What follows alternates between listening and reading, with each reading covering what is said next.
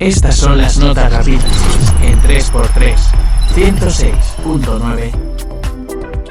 Hola, hoy nos adentramos en el mundo brillante y a veces brutal del boxeo profesional.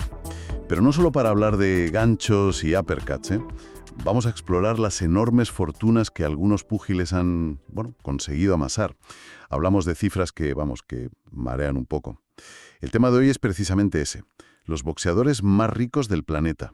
Hemos revisado varias fuentes, análisis de distintos medios, biografías, y nos pintan un cuadro fascinante. Eso sí, un aviso: las cifras exactas sobre patrimonios netos bailan bastante según la fuente y el momento. Claro. Nos centraremos más en las magnitudes, en el cómo y el porqué detrás de esas fortunas, y en qué patrones podemos, observar. Un concepto clave que saldrá mucho es el pago por visión, el PPV. Exacto. Nuestro objetivo no es solo listar nombres y números, sino entender las claves de su éxito financiero, cuánto viene directamente de sus puños en el ring y cuánto de astucia empresarial fuera de él. Y crucialmente veremos que no es oro todo lo que reluce. Muchas de estas fortunas han sido tan volátiles como una pelea de pesos pesados. Han desaparecido casi tan rápido como llegaron. Analizaremos tanto los modelos de éxito como las dolorosas lecciones de los fracasos financieros. Y ya adelantamos que las cifras que mencionaremos son estimaciones representativas, claro, porque las fuentes dan rangos muy amplios. De acuerdo. Vamos a desgranar esto. Empecemos por la élite financiera indiscutible, ¿no? Los nombres que están en otra liga económica. Y ahí, el nombre que siempre surge primero es Floyd Mayweather Jr., Money. Invencible en el ring, pero ¿fue su habilidad pugilística la única clave de su imperio económico o hubo algo más? Mayweather fue mucho más que un boxeador técnicamente brillante. Fue, yo diría, un genio del negocio del boxeo moderno. Dominó y perfeccionó la era del pago por visión, el PPV.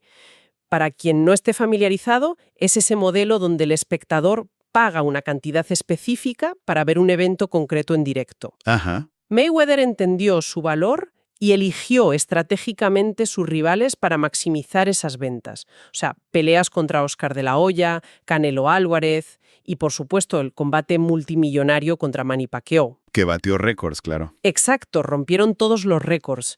Hablamos de una fortuna estimada que las fuentes sitúan en un rango amplísimo, desde los 500 millones de dólares hasta más de 1.000 millones en ganancias totales de carrera. Supo convertir su invicto en una marca de exclusividad y lujo. Fascinante cómo monetizó su propia carrera. Vaya tela. Y en un estilo completamente diferente de generar riqueza, tenemos a George Foreman. Campeón de peso pesado, famoso por su regreso tardío, pero su gran fortuna vino después, ¿verdad? Con esa famosa parrilla. Totalmente distinto. Big George es el ejemplo paradigmático del éxito empresarial postcarrera. Aunque ganó bien como boxeador, su fortuna multimillonaria, estimada entre 250 y 300 millones de dólares, viene principalmente de eso, de la venta de los derechos de imagen para la George Foreman Grill. ¡Increíble! Y otros electrodomésticos. Fue un pionero en licenciar su nombre y su imagen, esa imagen bonachona, de forma masiva, global. Su estrategia no se basó tanto en maximizar las bolsas del PPV, sino en construir una marca personal y asociarla a un producto de consumo súper exitoso. Dos modelos de riqueza muy diferentes partiendo del mismo deporte. Interesante esa dicotomía, sí. Pasemos ahora a otras leyendas que dejaron un legado enorme, no solo en dinero, sino en impacto global. Manny Pacquiao, el Pac-Man. Pacquiao es un fenómeno único. Campeón mundial en múltiples categorías, creo que hasta 8, ¿no? Un récord asombroso. Una barbaridad. Su atractivo era inmenso, especialmente en Asia y entre la comunidad filipina global, pero en todo el mundo. Sus combates eran eventos como las épicas revanchas contra Juan Manuel Márquez o su pelea contra Mayweather. Su patrimonio neto estimado ronda, creo, los 250 millones de dólares, más o menos, aunque sus ganancias totales de carrera fueron mucho mayores. Pero Pacquiao también trascendió el deporte, entrando activamente en la política de Filipinas, llegando a ser senador. O sea, su impacto combina lo deportivo, lo económico y lo social de una manera muy, muy particular. Entiendo. Y otro que supo moverse estratégicamente es Oscar de la Hoya, el Golden Boy. De campeón olímpico y mundial a dueño de su propio negocio. Exactamente. De la Hoya, con un carisma innegable y éxito en múltiples divisiones, recordemos sus peleas millonarias contra Mayweather, Trinidad, Chávez, dio un paso más allá. En lugar de depender de promotores, fundó Golden Boy Promotions. Claro. Se convirtió él mismo en uno de los grandes actores del negocio. Esto le permitió no solo ganar bien como boxeador, sino seguir generando riqueza gestionando las carreras de otros, incluido Canelo Álvarez, durante una etapa clave, ¿eh? Ajá. Su fortuna actual se estima en unos 200 millones, aunque algunas fuentes sugieren que sus ganancias como boxeador fueron superiores, antes de un divorcio bastante costoso, al parecer. Su historia también refleja esa dualidad de representar a Estados Unidos, pero con fuertes raíces mexicanas muy presentes en su marca. Parece que la visión a largo plazo es clave, ¿sí? ¿Qué hay de Lennox Lewis?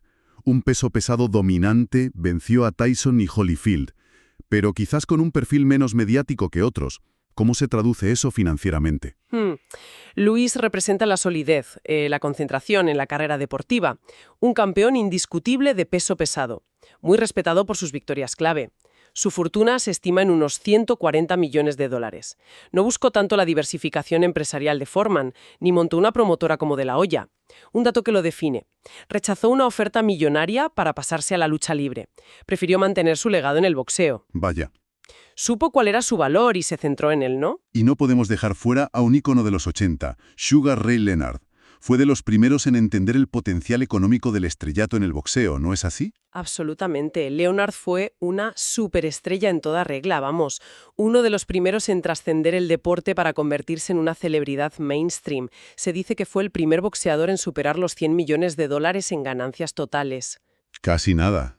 Sus combates contra Roberto Durán, el No Más, Marvin Hagler, Thomas Hearns, son historia pura del boxeo, duelos que paralizaban al mundo. Supo gestionar su imagen y atractivo. Su patrimonio actual ronda los 120 millones de dólares y también destaca su labor filantrópica. Y llegamos a Muhammad Ali. Hablar de su fortuna, estimada entre 50 y 80 millones de dólares, parece casi secundario frente a su figura, ¿verdad? Es que Ali va mucho más allá del dinero. Fue un ícono cultural, social, político, de impacto global incalculable. Su carisma era único y, bueno, ayudado por la habilidad promocional, a veces controvertida, de gente como Don King, llevó el boxeo a escenarios impensables. Como Kinshasa o Manila. Exacto. El Rumble in the Jungle o el Thrilla in Manila.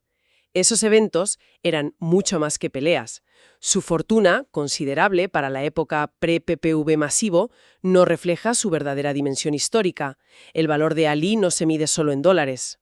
Entendido. Hemos cubierto a los gigantes históricos, pero hay más boxeadores que amasaron fortunas muy significativas.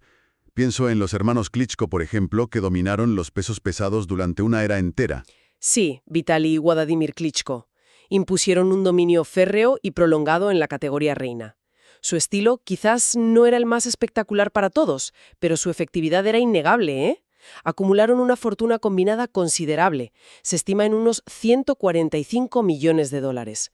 Wladimir generando la mayor parte, unos 80-90 millones, por su carrera más larga y quizá más lucrativa en bolsas.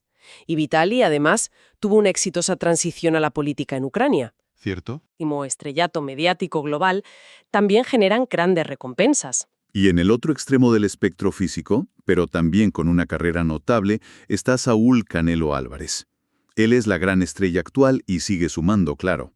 Canelo es, sin duda, la cara del boxeo actual y el rey del PPV y de las plataformas de streaming. Ha firmado contratos astronómicos, primero con Golden Boy, luego con DAZN. Sus bolsas por pelea son enormes. Las de Golovkin, por ejemplo. Claro, como las de su trilogía con Golovkin. Su fortuna está en plena construcción. Las estimaciones varían muchísimo, desde 14 millones de dólares hasta 220 millones. O incluso cifras que se acercan a los 500 millones si consideramos ganancias de carrera ajustadas. Como sigue activo y en la cima, su lugar final en esta lista aún está por escribirse. Es interesante el apunte de una fuente que compara y señala que, históricamente, De La Hoya amasó más dinero solo como boxeador. Ah, mira. Da perspectiva sobre las diferentes eras económicas del deporte, ¿sabes? Entiendo. ¿Hay algún otro caso en este nivel que merezca la pena destacar por alguna razón particular? ¿Quizás alguien como Bernard Hopkins? Bernard Hopkins, sí. Unos 40 millones estimados. Es un caso fascinante por su increíble longevidad y disciplina. Reinó en el peso medio durante una década y siguió ganando títulos mundiales hasta bien entrado en sus 40 y principios de los 50. Una locura. Su carrera es un testimonio de cómo la dedicación extrema, la inteligencia en el ring y la gestión cuidadosa de la carrera pueden prolongar la ventana de ganancias más allá de lo habitual. No se trata solo de talento natural, sino de una gestión de carrera impecable. Y bueno, hay otros como Roy Jones Jr., con unos 47 millones, Marvin Hagler, 45 millones, Ricky Hatton, 40, Nassim Hamed, el príncipe, unos 33, Félix Trinidad, Tito, más de 30, Amir Khan, también sobre 30, todos con fortunas notables construidas en épocas y con estilos muy diferentes. Bien, hemos visto las cumbres del éxito financiero, pero las fuentes que manejamos también dedican espacio a la otra cara de la moneda. Las fortunas perdidas. Y aquí las historias se vuelven, advertencias muy serias. Efectivamente. Y son casos tan o más conocidos que los de éxito sostenido, lamentablemente. Mike Tyson es quizás el arquetipo. Ganó sumas verdaderamente astronómicas en su apogeo. Las estimaciones hablan de 300, 400 millones, incluso más de 800 millones ajustados por inflación. Una barbaridad. Increíble. Pero una combinación tóxica de gastos desorbitados, malas compañías, problemas legales, adicciones y una gestión financiera desastrosa lo llevaron a la bancarrota en 2003. Es importante notar que Tyson ha protagonizado una notable recuperación económica en los últimos años. Sí, con el negocio del cannabis y demás. Exacto, con negocios diversos y su presencia mediática. Su patrimonio actual, estimado en unos 12 millones, es una sombra de lo que fue. Pero también una historia de resiliencia, hay que decirlo. El patrón es claro. Dinero fácil y rápido sin la estructura o la educación para manejarlo. Una caída brutal. Y Evander Holyfield también ganó fortunas, incluso venciendo a Tyson, pero su final financiero tampoco fue bueno, ¿no? No, para nada. Holyfield acumuló también una riqueza inmensa, estimada entre 250 y más de 500 millones en ganancias. Un guerrero legendario. Pero siguió un camino similar al de Tyson en cuanto a la dilapidación. Malas inversiones, una discográfica, restaurantes, un tren de vida carísimo. La mansión, ¿verdad? Sí, su mansión costaba 1 millón al año solo en mantenimiento. Luego múltiples y costosos divorcios con pensiones alimenticias para sus 11 hijos. Fuentes cercanas hablan de un estilo de vida autodestructivo. La anécdota que contó Will Smith sobre encontrarlo en una fiesta fuera de control es muy gráfica. Madre mía. Su caso subraya cómo los problemas personales y las malas decisiones financieras pueden devorar fortunas gigantescas. Historias impactantes, ¿sí?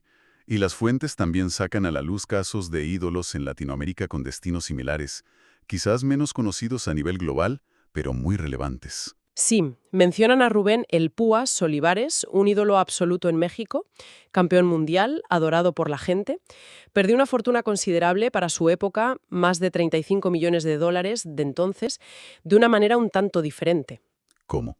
Por una generosidad extrema y descontrolada. Regalaba dinero a manos llenas, combinada con alcoholismo y fiestas que, duraban meses. Es un patrón distinto al de las malas inversiones, más ligado a la falta de límites personales y quizás a presiones del entorno. Él mismo ha hablado de ello, con sinceridad. Qué curioso y triste a la vez. Y luego está el final trágico de Héctor Macho Camacho, un boxeador puertorriqueño tremendamente carismático, campeón en varias divisiones, un showman total. Perdió su dinero por una mezcla de malas inversiones, adicciones a drogas y problemas con el juego. Su historia acabó de forma violenta. Fue asesinado a tiros en 2012 en Puerto Rico. Uf. Aparentemente como víctima colateral en un ajuste de cuentas relacionado con el narcotráfico dirigido a su acompañante. Un recordatorio sombrío de los peligros que pueden rodear a la fama y el dinero cuando se mezclan con entornos conflictivos. Es increíble el contraste, de tocar el cielo financiero a la ruina o la tragedia. Vidas al límite, en todos los sentidos. Bueno, hemos hecho un recorrido intenso, ¿eh? Desde las cimas de la riqueza, con modelos de éxito diversos, como la maestría en PPB de Mayweather, la visión empresarial de Foreman o la transición a promotor de la Oña, hasta los valles oscuros de la ruina financiera. Y hemos visto que esas fortunas, por gigantescas que parezcan, son increíblemente frágiles. El despilfarro es un factor, claro, pero a menudo se combina con falta de educación financiera, asesoramiento inadecuado o deshonesto, problemas personales no resueltos, adicciones, divorcios.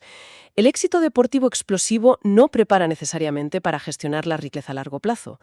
La gestión posterior, la planificación y el entorno del boxeador son absolutamente cruciales. Entonces, si tuviéramos que destilar una idea principal de toda esta exploración, ¿cuál sería? Más allá de la fascinación por las cifras, claro. Quizás la constatación de que detrás de cada cifra hay una historia humana de una intensidad brutal. Vidas vividas a una velocidad y con una presión difíciles de imaginar, con luces deslumbrantes y sombras muy, muy profundas. El dinero es un catalizador, para lo bueno y para lo malo, de esas trayectorias vitales tan extremas. Nos dejas con alguna reflexión final para darle vueltas, ¿no? Sí.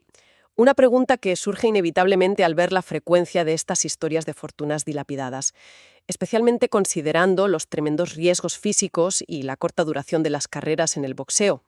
¿Hasta qué punto el propio ecosistema del boxeo, promotores, managers, organismos, tiene una responsabilidad en educar y proteger financieramente a los púgiles? Buena pregunta. ¿Se podría hacer más para ayudarles a prepararse para la vida después del último campanazo y evitar estos patrones destructivos? Una pregunta muy pertinente para cerrar. Sin duda, da que pensar. Gracias por guiarnos en esta exploración. Hasta la próxima. Estas son las notas rápidas en 3x3, 106.9. 3x3, el podcast de la semana.